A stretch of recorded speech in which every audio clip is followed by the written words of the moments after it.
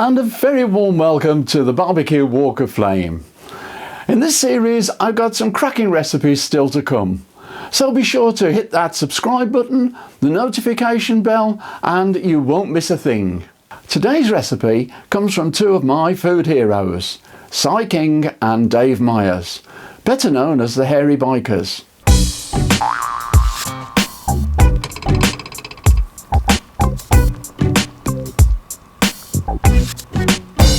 The barbecue's fired up and ready to go. I'm using a foil deflector and grid to bake these jacky potatoes, which will soak up some of that lovely, delicious, tangy sauce. Now these should take about an hour or so to bake, and while they're doing that, let's get into the kitchen and prepare this dish. There's not too much preparation to do, so I'll make a start on the ingredients for the sauce. First, just a half of an onion, roughly chopped. Onion forms the base of most sauces, and this one is no exception. That's that done. Now, 3 cloves of garlic, also roughly chopped. That's it, sliced. Now for the chopping. And scrape it all into a dish. The juice of an orange is the next thing I need. First, halve the orange.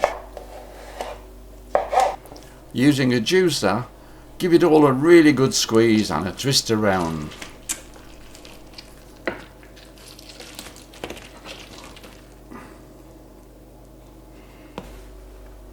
That's the juice of the first half. And now for the other half. I think I'm going to have to strain it.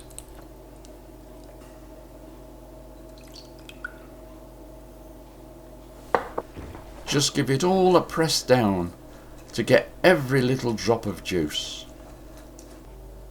And there it is, the juice of an orange. Once again, my vintage mixer comes into play. This time I'm using the liquidizer attachment. In goes the onion, followed by the garlic, and a tablespoon of red wine vinegar. Then a tablespoon of soy sauce, and a tablespoon of Worcestershire Sauce, which is still made just a few miles away in the city of Worcester. Now this is my own addition to the recipe, liquid smoke.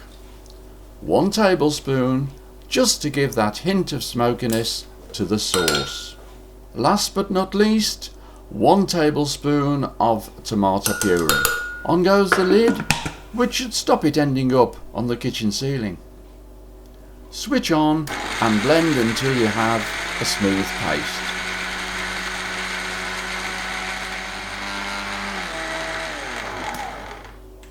At this stage it doesn't look too appetizing. Bear with me, it will improve. If your barbecue has a side burner, this is where it comes in useful. As the Weber Q doesn't have one, I'm using the hob. Adding the orange juice plus 250 ml of chicken stock. Then bubbling down fiercely to reduce the liquid. Stirring frequently to make sure it doesn't catch on the bottom of the pan.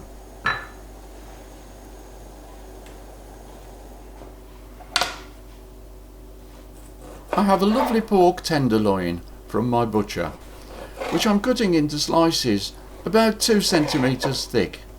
You need a sharp knife, and with knife skills like mine, keep your hands well clear.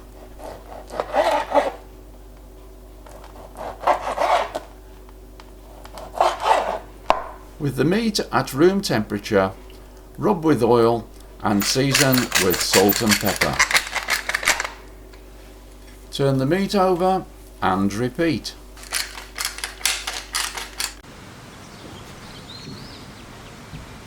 Outside at the barbecue, I'm adding a few applewood pellets to the smoker pot. So in about 5 minutes time, we should have smoke. The potatoes are done. I'll just close the lid while I put on my barbecue gloves. I got these from Amazon. When you're handling anything that's very hot on the grill, they are brilliant.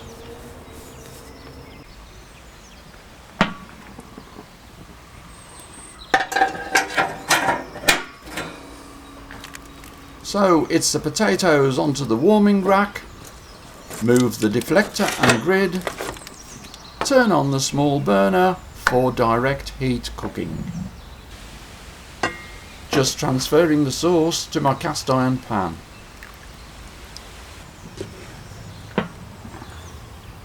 Now to finish it all off with more bubbling until it has thickened. I'll just give it a stir as it starts to bubble.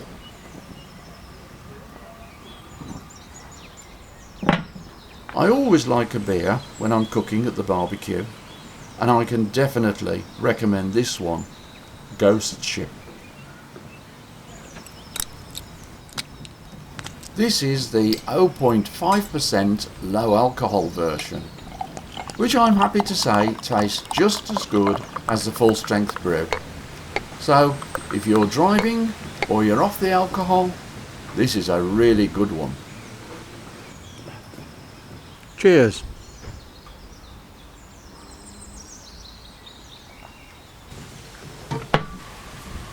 Well, the sauce is bubbling away nicely. Time to rearrange the grill and get the pork medallions cooking. There's very little or no fat on this cut of meat, so I'm just sealing it for a minute on each side before adding it to the sauce to finish cooking.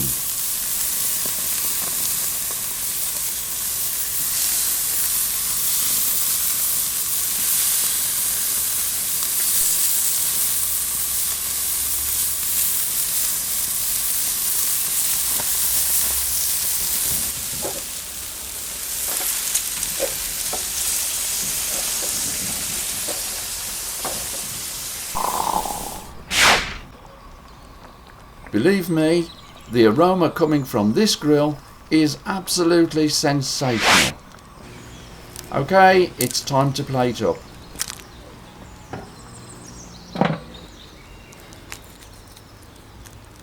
Slit the potato skin and give it a good squeeze. And now for the pork medallions. And lashings of that delicious sauce. And there you have it, my pork medallions, tangy barbecue sauce and a jacket potato.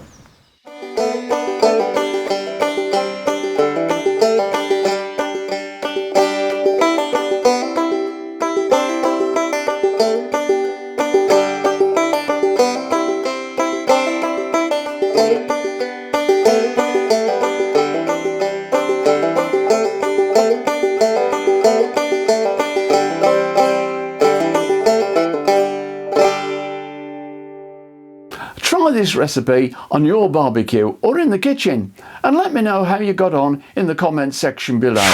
Oh, and don't forget, click the subscribe button, the notification bell, and while you're there, give us a thumbs up. Well, that's all for this time, so until the next time, it's goodbye from me and thanks for watching.